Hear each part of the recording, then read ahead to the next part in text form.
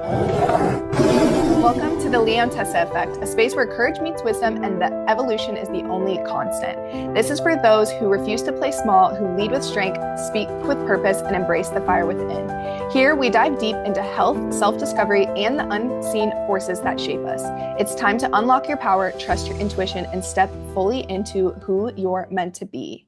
Today, we're diving into a question that challenges the way we think, grow, and navigate life. Get ready for an episode that will spark new perspectives, deepen your self-awareness, and maybe even shift the way you move through the world. Let's get into it. What is something, Lindsay, that you're working on right now that feels challenging to execute, just Yeah. like in your life? Yeah. So my whole life is kind of the gym. And so when I get asked this question, it makes me immediately think of a movement that I'm working on. And it seems like a very basic movement. And handstands. Handstands are what I'm working on. And these are extremely challenging for me because I thought that it was just like a strength and a balance thing, right? Like I just thought like as soon as I built up strength in my shoulders and figured out how to balance my body, I'd be able to ace them.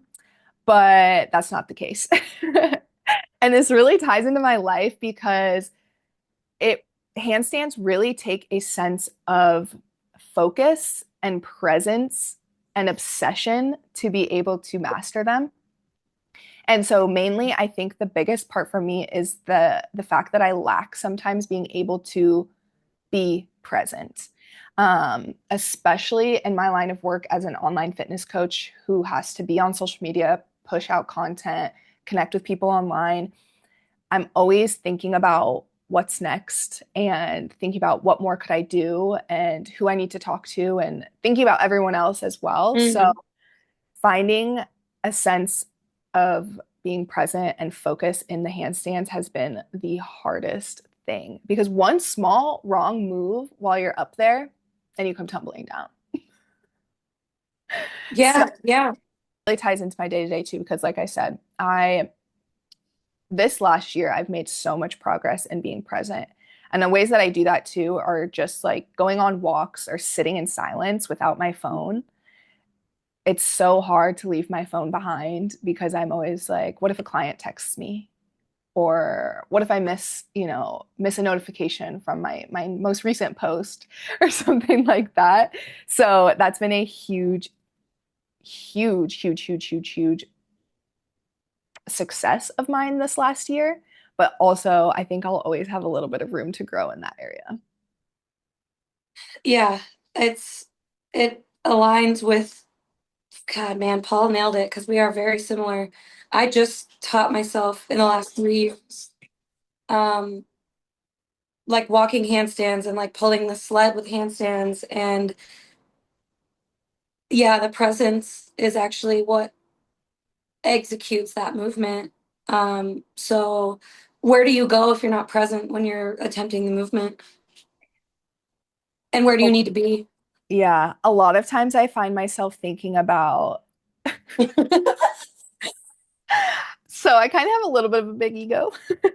Okay, okay, I love it. Especially like in my gym, it's just like a big box gym.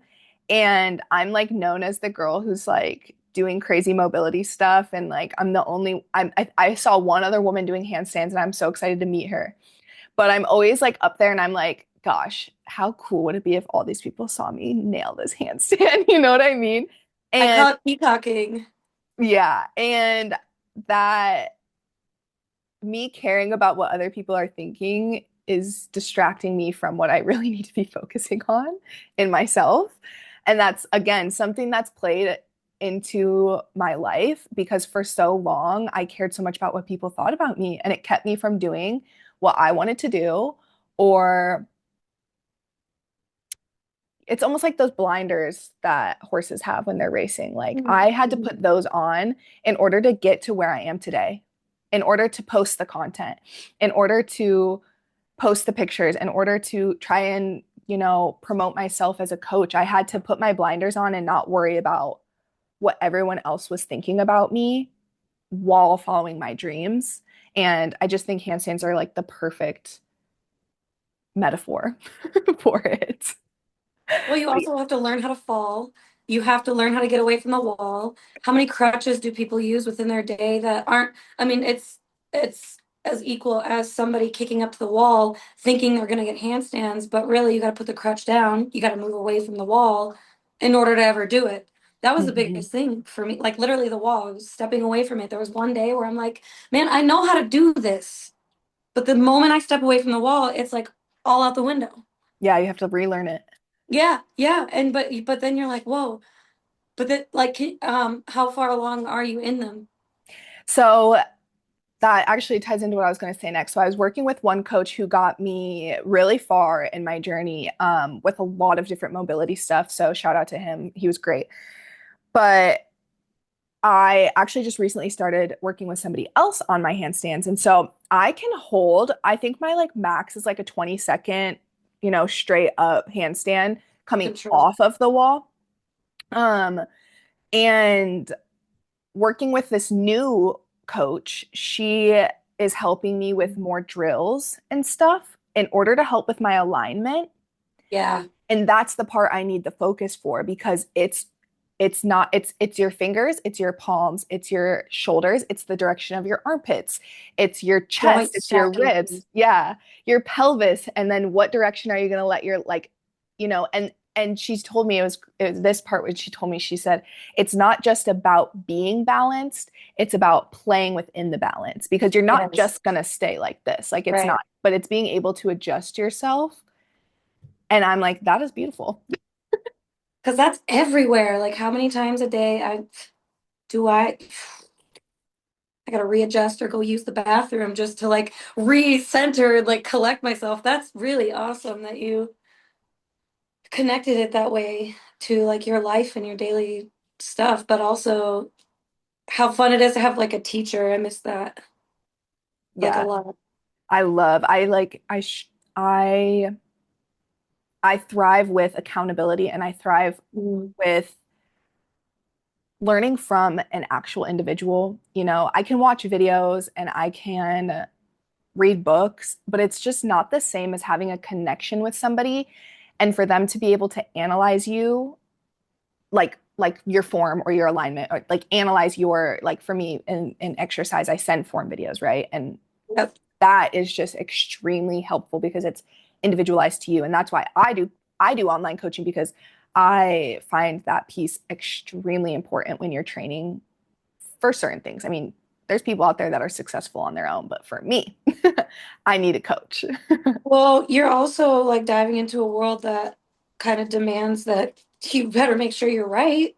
Because if you're working with somebody with mobility and they're not supposed to move a certain way, then you got to work around that, strengthen that, and whatever. There's a lot of people that just like jump into it and don't look into it like you do or like tailor it to people. So I think that due diligence is actually really honorable because you're keeping people safe while helping them be better and move better. And it's it's it's a very unique skill to have. So that's cool. Yeah, I think it's really good to find if looking for a coach to find a coach who cares about their continuous education. If you find a coach that's stuck in their ways and isn't learning Mm, learning something new themselves, I think that says a lot about them. yes. And, you know, Well, that's because a lot of trainers will just, you come to them and you want to do a certain thing, but they still stick to the niche it is that they know. But as somebody who's uneducated coming to a teacher, I trust that you're creating a program for what it is that I asked for. I'm not going to know the difference when I sit down in a machine when I want to learn mobility, but you're running me through a bodybuilding session and that's not what I asked for. But right. I don't know any better because I came to you exactly for that reason because I don't know any better. So it's Yeah. just like having, what do they call it? It's like integrity, just having like in the integrity of your work and having an ethos behind what it is that you do. And Absolutely. to be there for a paycheck or whatever, I get it. But I think also too, you and I are not living at home with mom and dad, playing around with the money that's coming from it. So there's another layer of, um, I guess for me, like responsibility there, that accountability that you were talking about within yourself. You also have to be in my opinion, two steps ahead of your clients, because if they're getting better, then you also should be getting better, which sucks Exactly. because then it doesn't suck, but you know what I mean? Like it's Yeah. just, yeah.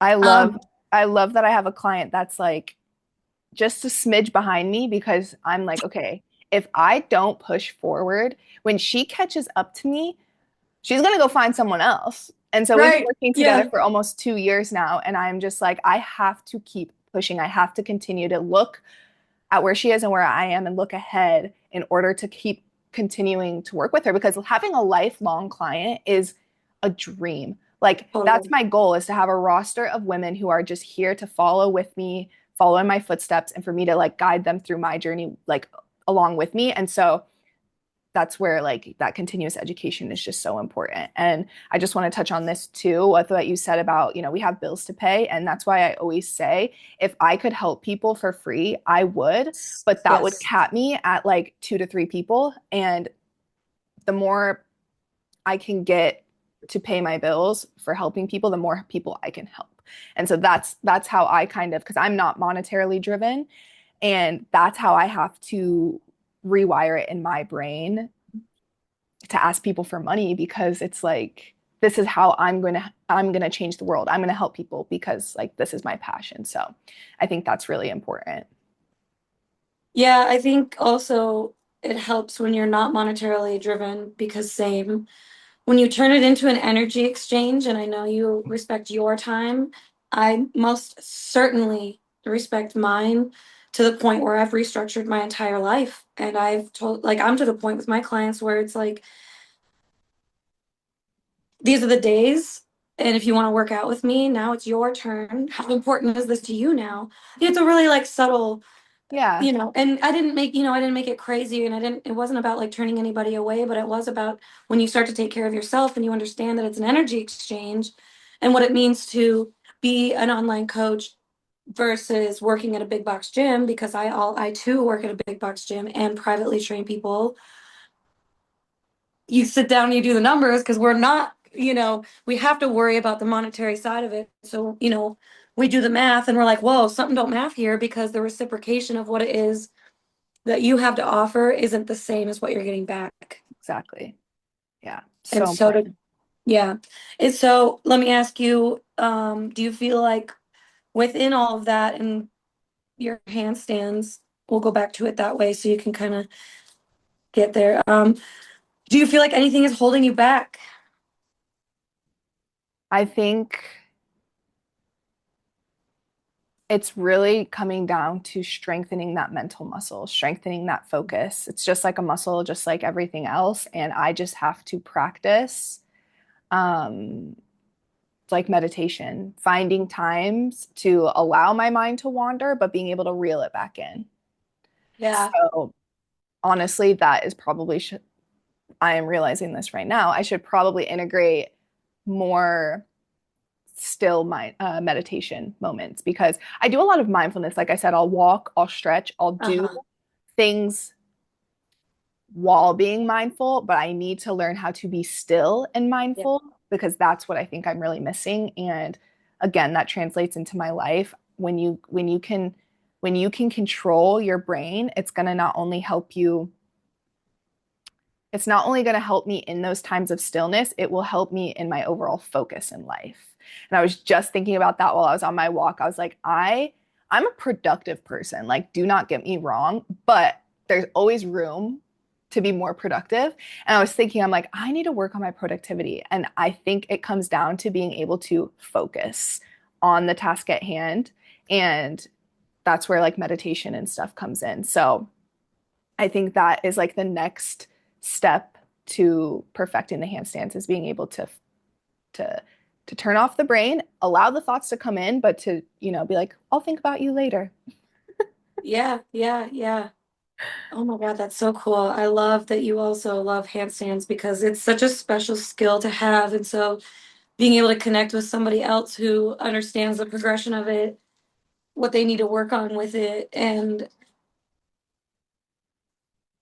what you're actually doing with your body, because you're totally right. It's not just, you think that's what it's about. That's what you start out thinking it's about. and then it's not. Have you gotten injured at all from trying to do them? No, I can say that I've knock Good. on wood.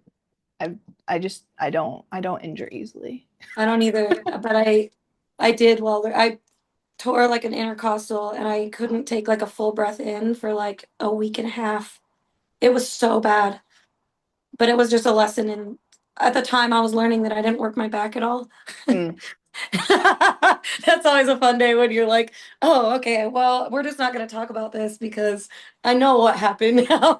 But um, Yeah. What are you working on that's been challenging for you? yeah, it you kind of ended with like how your brain works. So I'm gonna ride that into my answer. Right now, I'm working on working with the hardwire that I was given. So what I mean by that is that we're all born with a brain that works a certain way, and our whole lives we grow up and our primary caregivers guide us in how we're supposed to use that brain. And so I was always guided to, you know, make myself small. It was safe to be quiet. It was safe. It was more safe to just please people and make sure that my external world was good because then that meant I was safe. So I'm learning how to use the hardwire I was given. So I've been on ADHD medication. I've been diagnosed with certain things through therapy. And so I'm just deciding to look at what I was given, learn how it works, and then apply it to my world. So to go back to what you were saying about meditating and stuff, it's challenging to execute because it's like trying to see what's wrong with a computer while it's still on. Mm. So there's this guidance that I was given from my primary caregivers that's all I know to be true. And somewhere along the way, those things just got ingrained in me. So now I'm unprogramming those things to then look at and see what does my true self actually, how do I actually function? Why am I supercharged? How can I use that to my advantage? Um, Instead of trying to fit myself into a narrative that I've been told my whole life. So it's kind of a lot to digest, but I think it applies to what you're talking about because you have to learn why you're not present while you're trying handstands. You have to approach it differently, which means it's trial and error, which means you're probably going to fail, which means you've probably failed several, hopefully, handfuls Yeah. of times. You know, um, that's the easiest way I can explain that. I am not on any medication. I stopped taking medication back in October because I believe in understanding what I was given. Mm. And I'm very charged. And since I was a kid, I mean, it's part of my trauma is that the depth of which I was having conversations was causing adults around me to put me down. And I won't, I mean, I don't need to walk around it, I guess. The adults around me at the time were more okay with abandoning me than they were to sit with me and the deep thoughts that I was having. And so eventually you start to think that something is wrong with you because that's the only proof that you have is that people are leaving. Yeah. And so that pattern gets deeper and deeper and you have more proof and more proof. So, you know, it's challenging because it's not just about how I float through my day. It's about these patterns that you have to be self-aware of, which is a whole other to be your own observer. To then there's another level, but wait, there's more. To observe yourself, observing yourself Hmm. is an insane place to be. So I've gotten really good at what happens at the gym because of this. I'm good at patterns. I'm good at seeing patterns. I'm good at understanding input to output. You show me what the input is to get to that output, and sometimes you realize you don't really want the output it is you thought you wanted because the input, the work to get to that thing, you didn't realize what that was. So sometimes I'm like, never mind. Like, I don't really want that. Yeah. Um, so yeah, without, I guess, rabbit holing into that too much, I think. I'm curious what you mean because you've said it a couple times in our conversations here and our personal ones too. When you say that you're charged, will you explain that so we Mm, can kind of understand what that means to you? yeah. Um,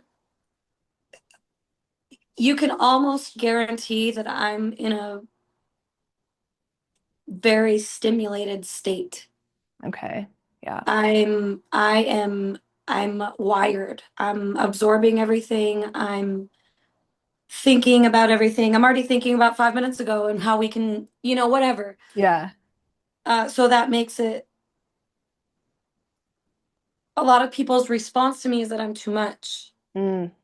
Um, because I make a big deal out of things I'm excited about, and then I look like a psychopath when it happens, or like you should see me when a client gets a movement. It's like the entire gym is gonna know because I want you to celebrate. I want you to be embarrassed. I want you to remember. I want your brain to create protein that is going to plant a memory there to make you want to come back. Hmm. I love that. I want to touch on the being too much thing Uh, because I think that plays into because I'm very similar in I learned to be small. I learned to be quiet. I was always punished for being too much or punished for sharing my feelings when I was yeah, younger. It was always projected like if I shared my feelings, I was complaining. yes, or whining, or a crybaby, Yes. or yes. Like things are fine, you need to get over it. Hmm. And this is no hate to my primary caregivers. Like I've said before, we are all humans doing this experience for the first time, and we all are trying our best, okay? But those things can make us feel like we need to be small. And then that makes that comment of you're too much hurt that much more because it's the complete opposite. And I think those two things I think are talked about a lot, but not talked about together. I hear a lot of women talk about, having to learn to take up space and to not make Yes, yourself smaller. I think that yes, conversation is out there, but as me and you and people who have lived similar experiences are trying to break free of that, then to be told we're too much, it's like whiplash. It's like, yeah, and that actually goes into the next part of why I chose this because a really strange thing that happens when you start to reprogram yourself is that people meet you in the state that you're in when they meet you. And so sometimes what I'm finding out is that those people need you to be that person. And when you start to mm, unprogram it, you're not anymore. So to tie the two things that you're talking about together would be this is a deep unlearning, a deep unprogramming of something that's been so deeply instilled in you because you have proof, because that's what you were told, because for whatever reason we were built to absorb everything around us when we're first born and whatever, for whatever reason that happens. But the person sitting across from you that just said that you're too much, they have no clue what they just said to you because they have no idea how that lands because they weren't there when the programming happened. right, And so you have to talk to your brain and that old programming like it's a part of you, not like something you're fighting against. And what I mean by that is that we've all got this narrative up here. That narrative is connected. See, I'm charged right now. That narrative is connected to that conditioning I'm talking about. That's the thing that just happens automatically in your brain when you get embarrassed, when you get upset, when something happens. For me, it's everything. If I don't perfectionism, oh my God, I lose my keys and up until recently, it was, why can't you do anything right? Why can't you put stuff back where it's supposed to go? Why can't you do this the right way? This is why you're late all the time. This is why this, and this. So I started to look at my patterns because I don't want to live that way anymore. If that worked, I'd be better, Right. you know? So one day it was like I misplaced something in my purse of all places, and I started to beat myself up about it. At the same time, I had just figured out that I hadn't integrated my inner child. So I viscerally felt myself start beating myself up, and I'm like, whoa, we don't do that anymore. So right quick, I shifted into this thing where I visualized my inner child and I pretended like she hid the keys on me as a joke. And so out loud, before I even grabbed the keys, I observed an old pattern, stopped it in real time, and then I said, hey, now I'm talking to her. Her name's Shelby. And I'm like, hey, we don't do that anymore. We don't hide stuff on each other anymore, you know? And so I turned it into this like playful conversation. And that's why it's so important to be present and to see what it is that you're doing. And I think, you know, part of this and part of maybe what you can apply to your handstands is detaching from outcomes of the things that you are like trying to achieve, because then that way there is no perfectionism, there is no fear of failure, there is only curiosity about what's going to happen next time. Yeah. I think it's interesting you mentioned that you think of your inner child when you're trying to talk nicer to yourself, because I had to do a similar thing where I had to, you see it everywhere. It's like, would you talk to your friends like that? Yes. No. And so for me, that's what I did. I was like, I am my own friend. Like, would I say that to my own friends? No. And so I basically do the same thing in that regard. And then I also heard, I cannot remember where I heard this, but I wish I could because this was such a life-changing thing to hear. And it was that humans are not motivated by guilt or shame. Guilting somebody or shaming somebody isn't going to produce positive results. It's different. There's tough love, but the key word there is love, right? Like that's not guilting or shaming or being like like you're better than this, like why did you do this, like whatever. That negativity is not going to produce a positive result. It's just not. Like, so that was such a huge thing for me to learn. It's like guilting myself and shaming myself is not going to get me anywhere.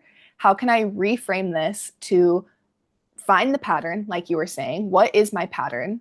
Acknowledge the pattern. And then if I had a friend that was dealing with that, what would I say to them? You know, if I had a friend that was dealing with, today I was like, I woke up feeling in a bad mood and I was like, I cannot let my emotions this morning dictate my productivity. So if I had a friend that, called me up and was like, I'm feeling like shit today, I don't want to do anything, I think I'm just going to go back to bed, what would I say? And so it's like, I would tell them to go for a walk, have a glass of water, maybe have a little sweet treat just to get things going. You know what I mean? Yeah, And yeah. that's what I did. Yes. You were And your own coach. exactly. And as soon as I stepped outside into the sunlight, I literally was like, that's all I needed. That is all I needed. Problem solved, pattern recognized, solution found, outcome was exactly what I Achieved. was looking for. Yeah, Exactly. yeah. Yeah, I think two things with that. Um, for people who think that guilting and shaming is a form of tough love, it's not, because love is the only thing that expands. Guilting and shaming, there's no room to expand in that. Mm, And so I think sometimes for me, for a long time, I hung on to that like, well, somebody's got to do it, you know? When really somebody did that my whole life. What somebody needs to do is to love me, and that's me. mhm.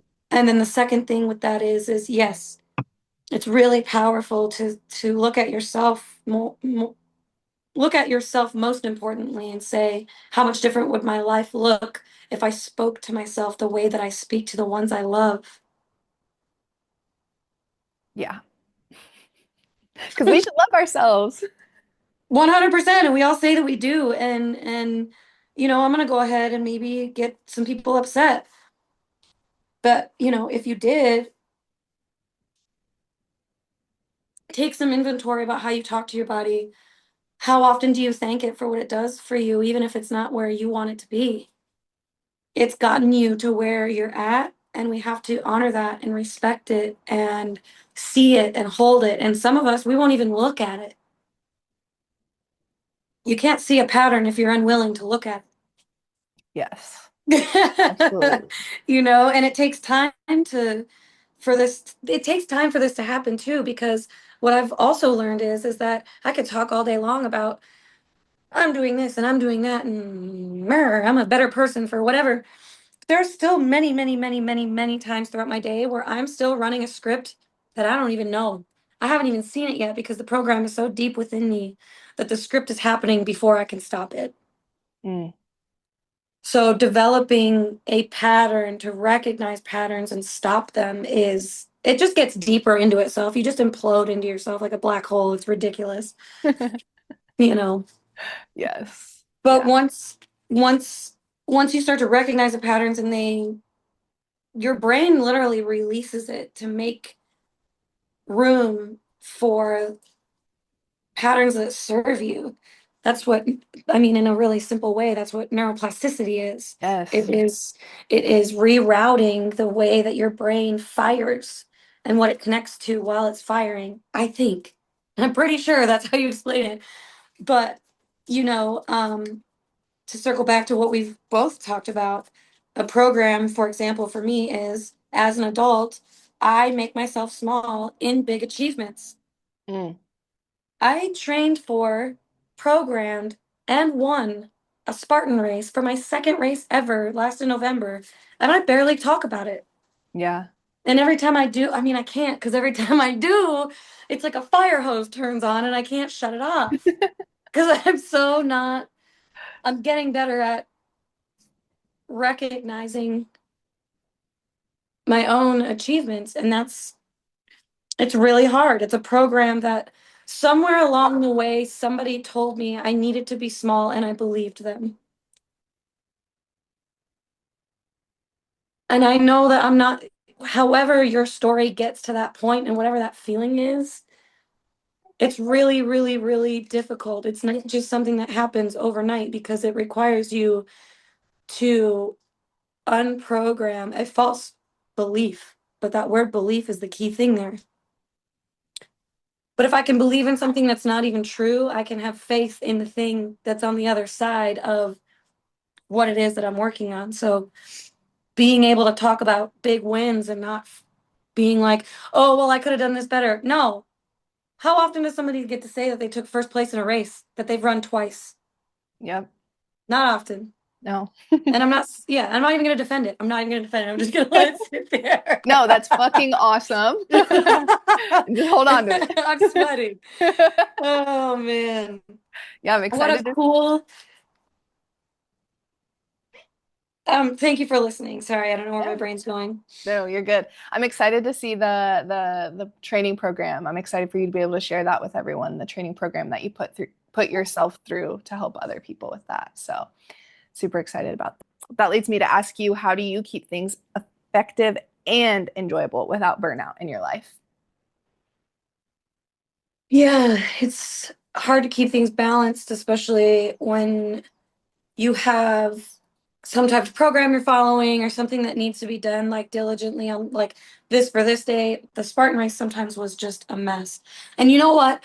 Actually, some of the workouts I would show up and I'm like, listen, I'm not in the mood to do this today. I don't want to do this. I'm gonna stomp my feet about it and I don't care. So that leads me to my answer. Usually if I'm in that mood, it's because I haven't slept enough, I Mm. haven't eaten enough, and I haven't moved how I want to move. I hate following programs. I can't stand it. I'm in the middle of a calisthenics program right now, and I put it down every other day because I'm like, this is stupid. I know how to do a push up, but it's like about the 10,000 push ups you have to do to get good at that thing, right? Mm-hmm. So, you know, food, I would say sleep, food, and movement in that order. If one of those things isn't being if one of those things is not checked off, my day needs to be rearranged because I have to honor myself differently when I'm trying to do that. Outside of that, again, with what I explained that I'm doing, it's important for me. I've learned how to create what's called a positive feedback loop about learning.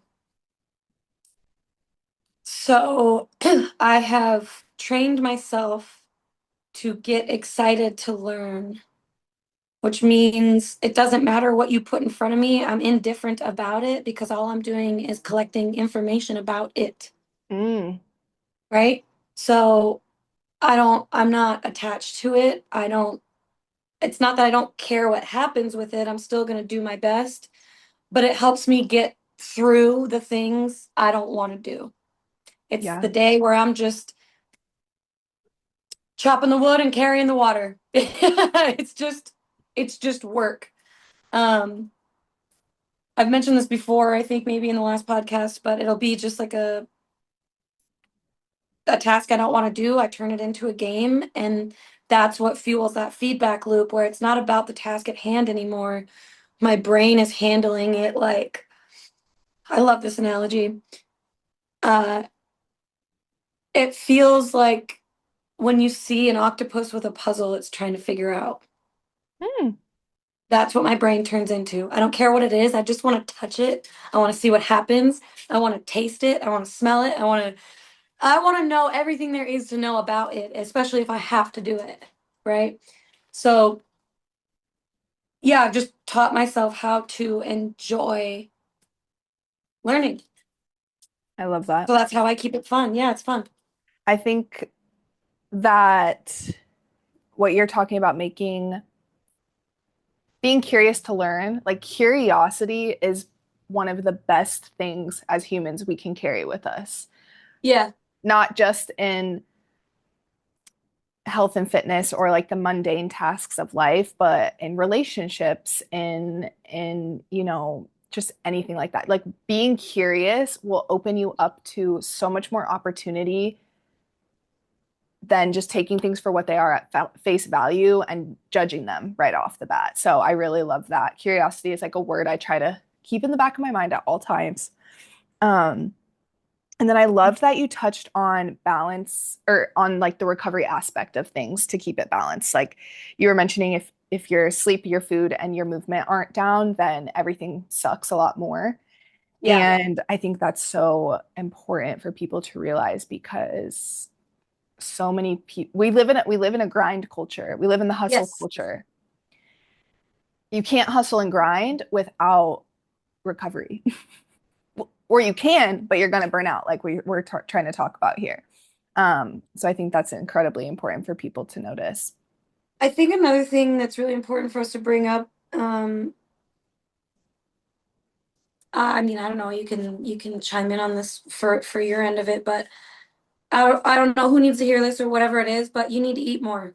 Mm, You need to eat more. We've within that hustle and grind culture, we've also conditioned people into thinking that they're going to lose weight if they starve themselves. Okay, let's like break it down really quick. We haven't evolved from being hunter gatherers since the moment we came to be a human with four things that walk around and go get our food. What we've done is we've created a culture that doesn't adhere to the thing we're biologically set to do. So when you don't eat, your body holds on to fat because it doesn't know when it's going to get its next meal, because that's what happens in winter. hmm When we don't have as much access to food, our body holds on to fat so that we survive. But we don't need to do that anymore. So then I tell my clients this all the time. Your body is just like a car.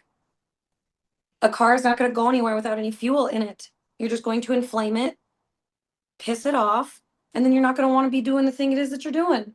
hmm And I know that's hard to wrap our minds around because of what we've also done with food. And these are all different conversations I could just Yep. talk for days about because it's so much more. I want everybody to know I'm very aware of how difficult the constraints are that we face every day within food and kids and schedules and jobs and things that are demanding of us. But you have to eat more.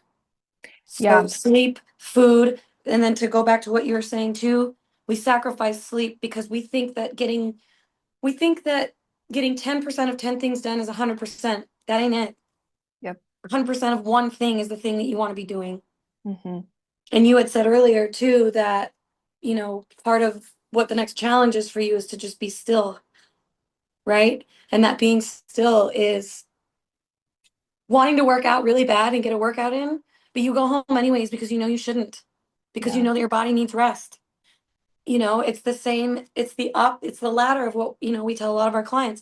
Get in here to develop that pattern. I don't care if you walk in for 5 minutes. You went through the actions, you put your body through the action of getting your ass up, complaining about putting the clothes on, doing the thing, walking in, looking at a machine, and leaving. I don't even care if it's that little, because guess Yeah. what? All you got to do is be 1% better than you were yesterday. That's it.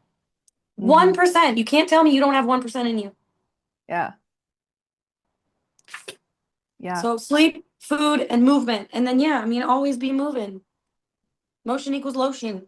It's like, I love that. I yeah, think it's fun. too with like the hunter and gatherer aspect that you're mentioning, the just really briefly, like the way our food systems have adapted where it's not hard to get food anymore of some sort. I don't really consider it food, but a lot of what we have is not necessarily food. This is where Out we of what can we can.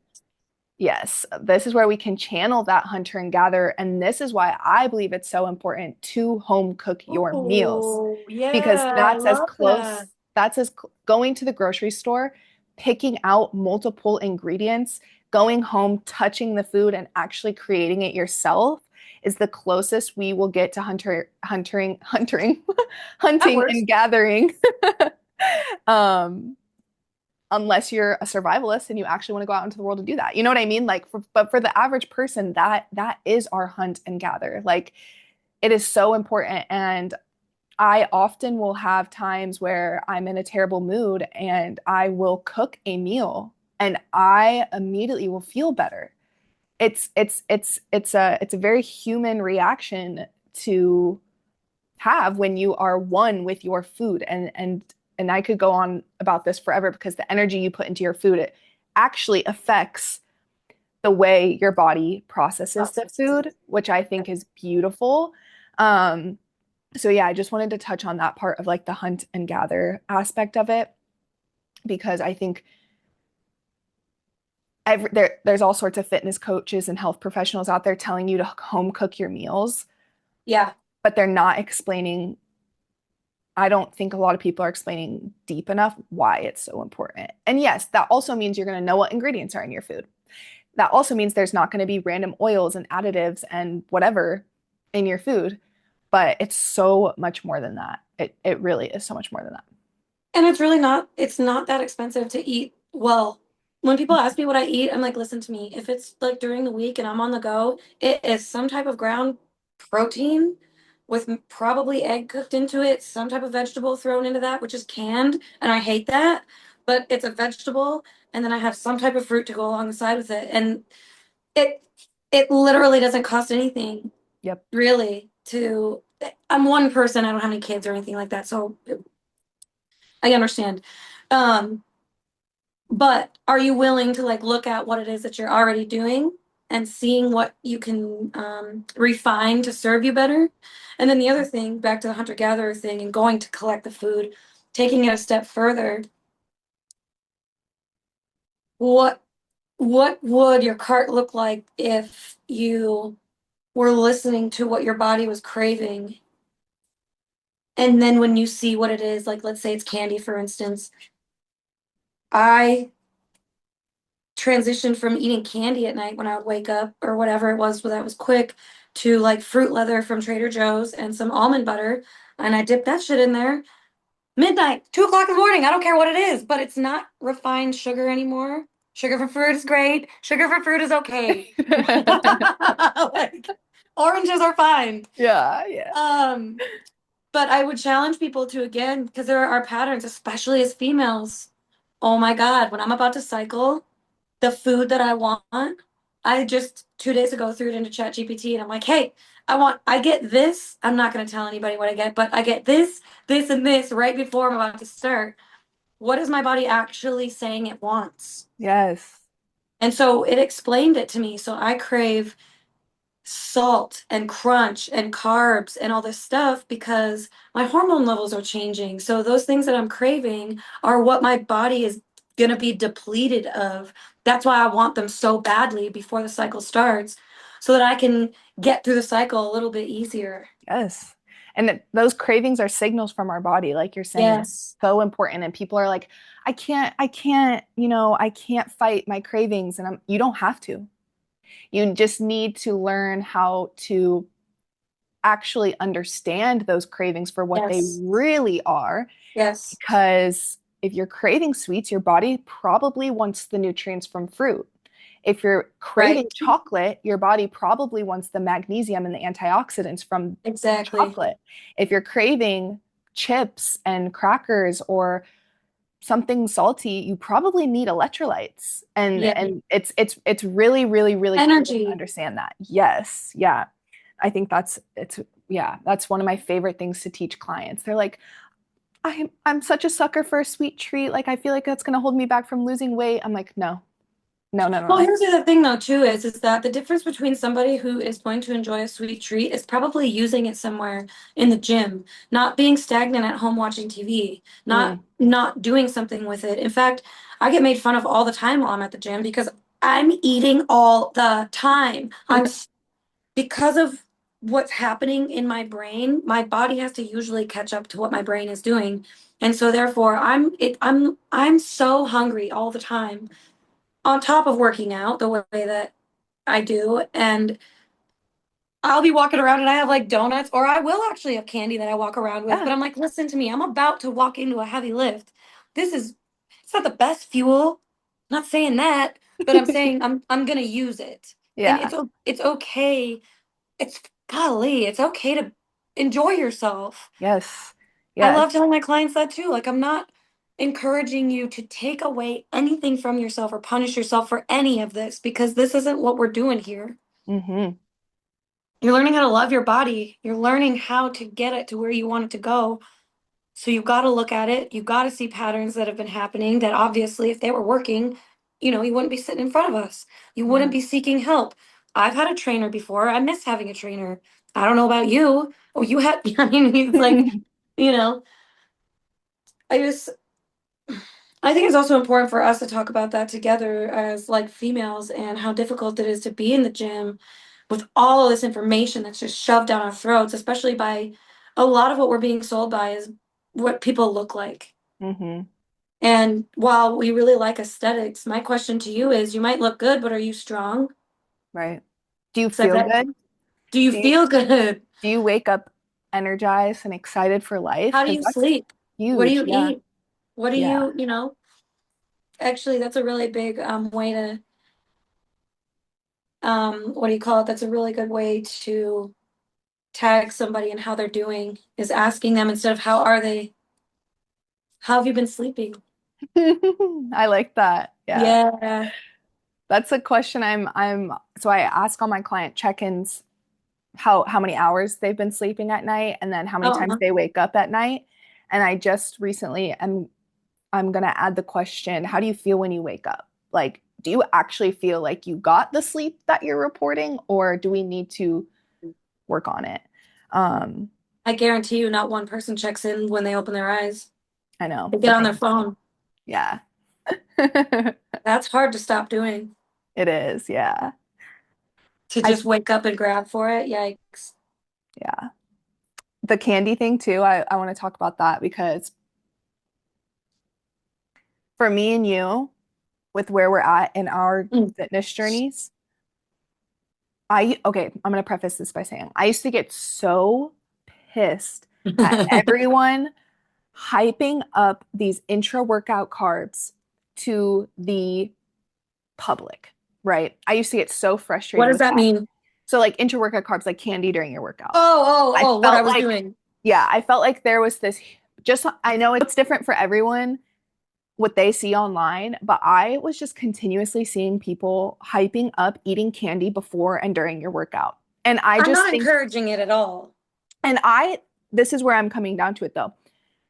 For you and I, who have already developed a really solid foundation of muscle onto our frame Yes. and are consistently active and eating probably more like 90% whole foods, Yes. that little bit of candy affects us only in the moment we're eating it. Yeah. Like you said, it's quick carbs to our body. But to make that and to blast that to the mainstream of people who are looking for fitness advice, I felt like that was extremely toxic because going back to the balance thing, people who are new to their fitness journey, balance isn't going to be their immediate solution. They Right. are going to have to make sacrifice.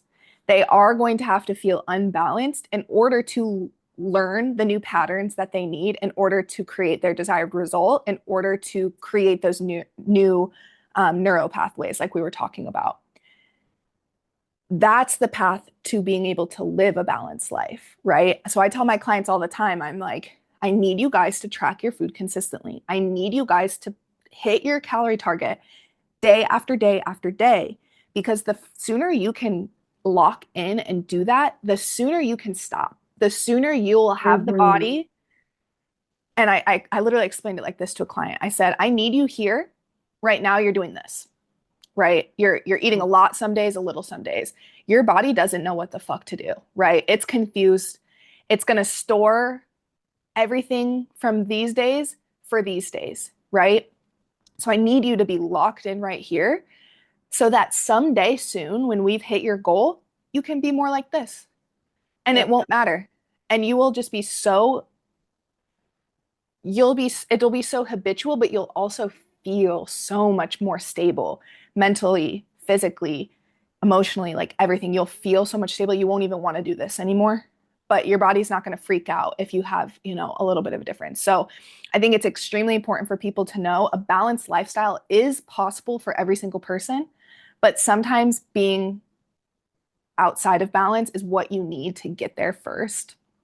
And I really like what you said too. I don't tell anyone to stop eating what they're eating. I tell people most of the time it's going to be we need to add some protein into your diet and we need to add some fruits and vegetables. And it's just incredible to see, just telling people that it will, filling in more of their eating habits with those good foods will naturally kind of push out some of Mm-hmm. the food like things that we consume, and they'll start to notice how they feel, you know what I mean? And so I mean that's a part of like the balance, like life is naturally balanced in a way. So you're going to have to feel unbalanced while you put those new foods in. And over time, you'll find that nice balance that you can live in, eating what I call soul food or fun food Yeah. Yeah. Yeah. versus real food. Yeah. I'm Yeah. very passionate about that. What you're talking about too, floating in that space where they're doing this, that's duality. But people don't like duality. People don't understand that they're addicted to feeling like shit. Mm, And so when you're asking them to shift something that's habitual, ingrained, it's a program.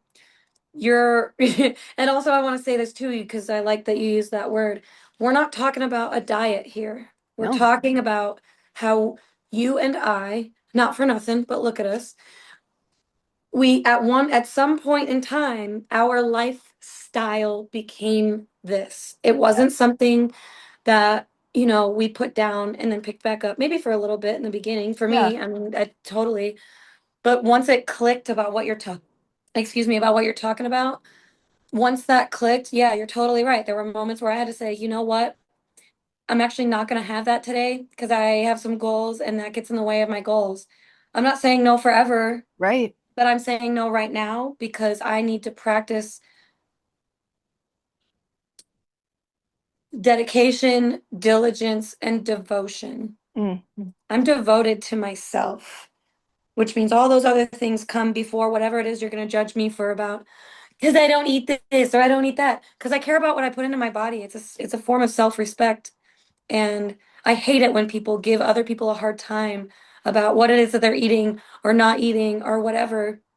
It's like there is no one size that fits all either. And we keep trying to cram that down everybody's throat. What works for me probably doesn't work for you, even though we have a very similar body type. Yeah. Like it might, maybe it's similar, we find out, but what I'm saying is that you cannot take what somebody else is blasting online and have the expectation that it is going to fit you like a glove and you just put it on and that's what it is.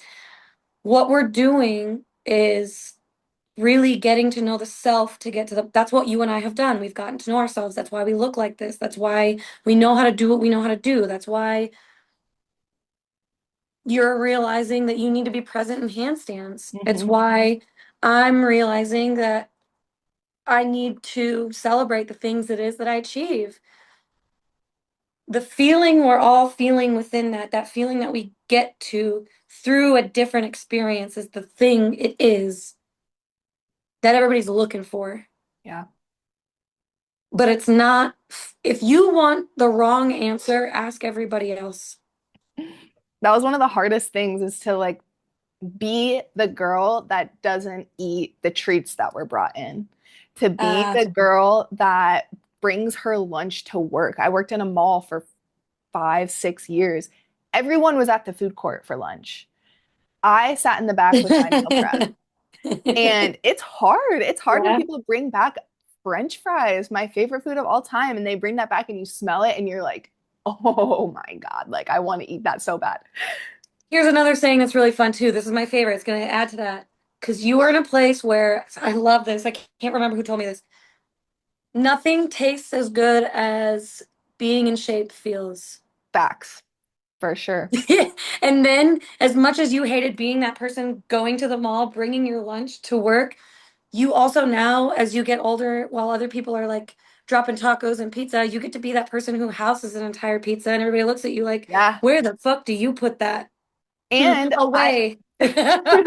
literally, and I've become the person that this is a huge, huge thing. I actually made a post about this the other day and I talked to my clients about it. I respected my boundaries for so long that people started to realize, oh, she's not fucking around. She Yes. really actually eats meal prep every day. Yep. And then when they finally realized I wasn't fucking around, they started asking me how to do it for themselves. And that's exactly who I wanted to be. I wanted to show up so authentically as myself, so powerfully in alignment with who I wanted to be that people wanted to come along with me. And that's what I did. Yes. And that is so hard and it's probably harder for the people who aren't.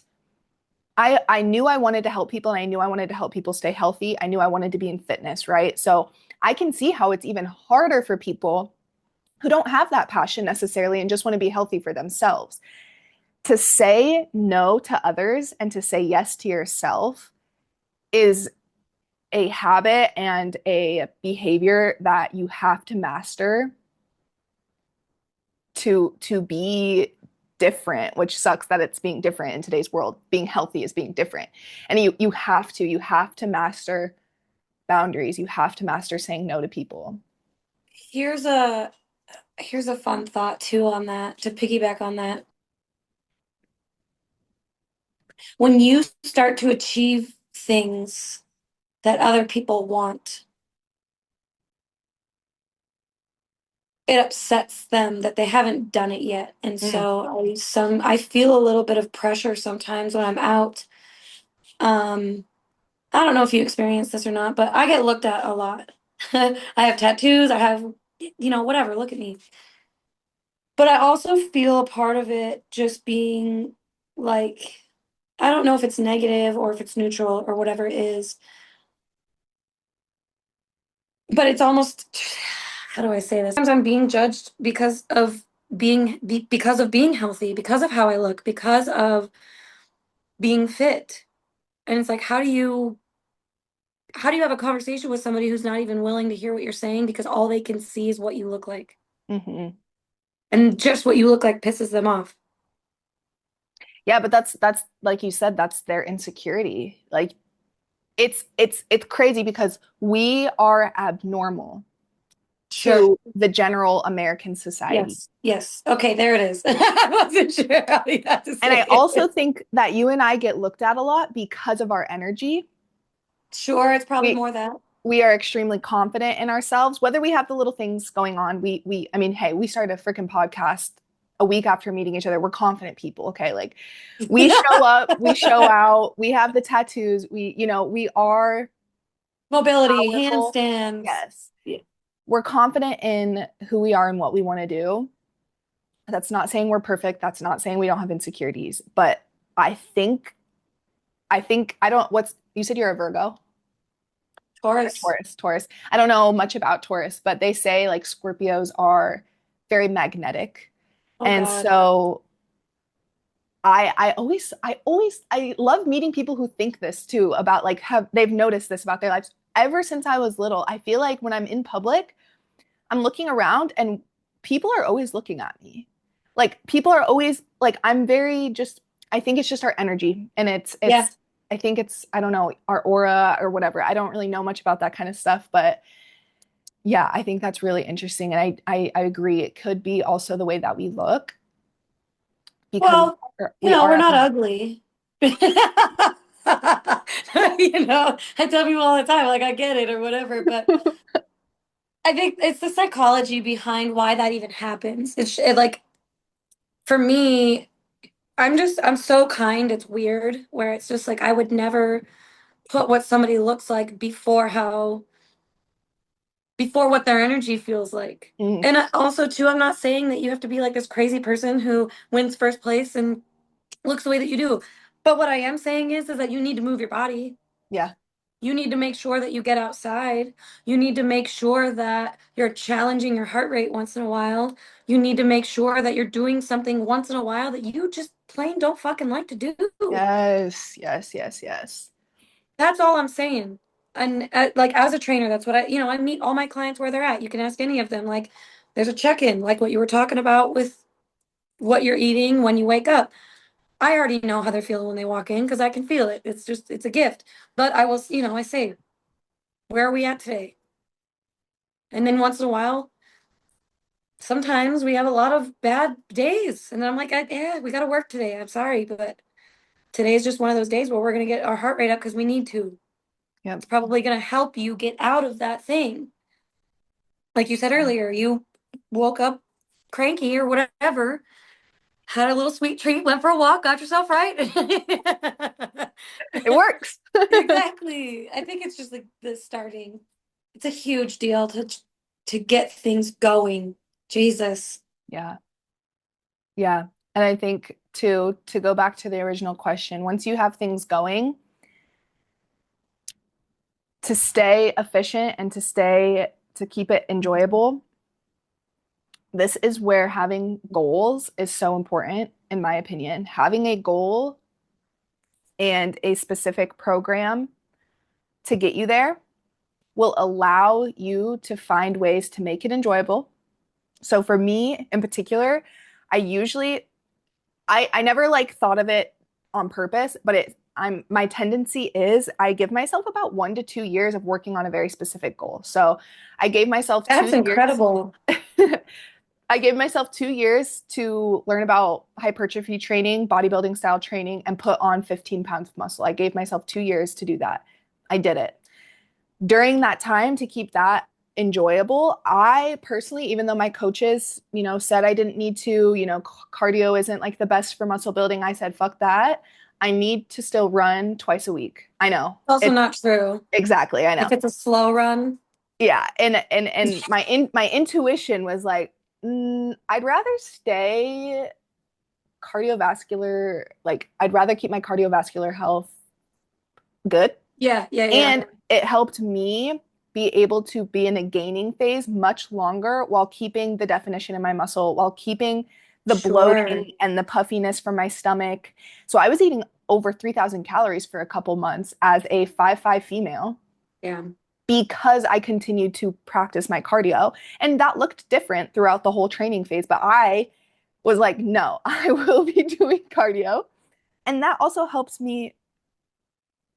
My coaching program is variety movement coaching because I truly believe having a variety of movement in your program is going to keep it enjoyable, is going to keep it sustainable, and is going to prevent you from hitting plateaus and injuring yourself.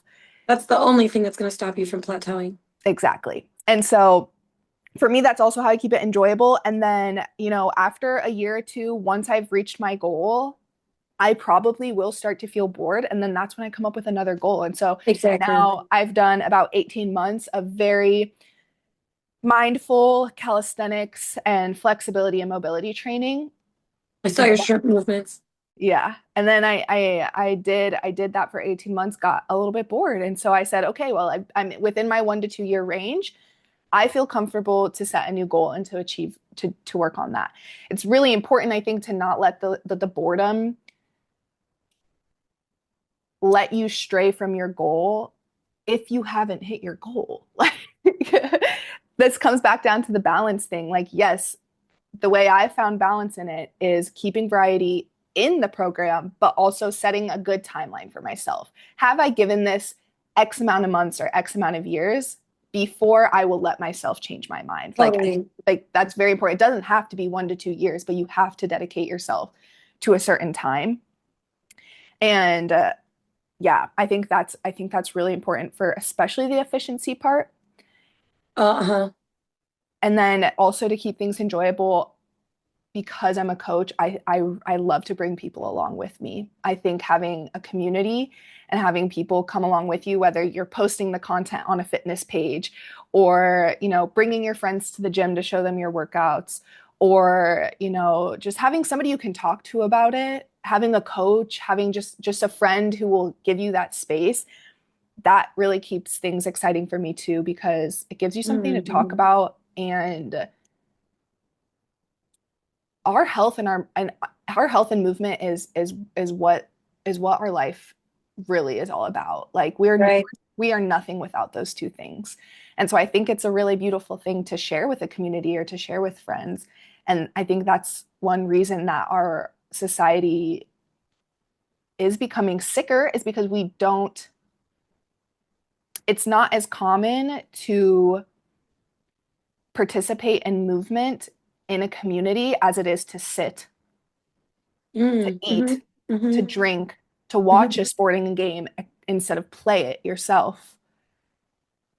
That's huge. I think that is a really really vital piece, and that's again with my own program. Community is a huge pillar of that because a lot of people don't have anybody to support them, and that's really sad. Yeah. Especially through something that you're not your own best friend in. Mhm. And we're so lucky to have ourselves at the end of the day, but if you don't have a relationship with that person inside of you or a good one, yeah, totally. It is sad and it sucks to try and work through that with somebody too because they have to do the work. You can't do it for them. You're not going to make them feel better. It doesn't matter what you say to them. It doesn't matter what compliment you give to them. You can feel it when somebody says something about themselves and it's literally watching somebody beat themselves up. And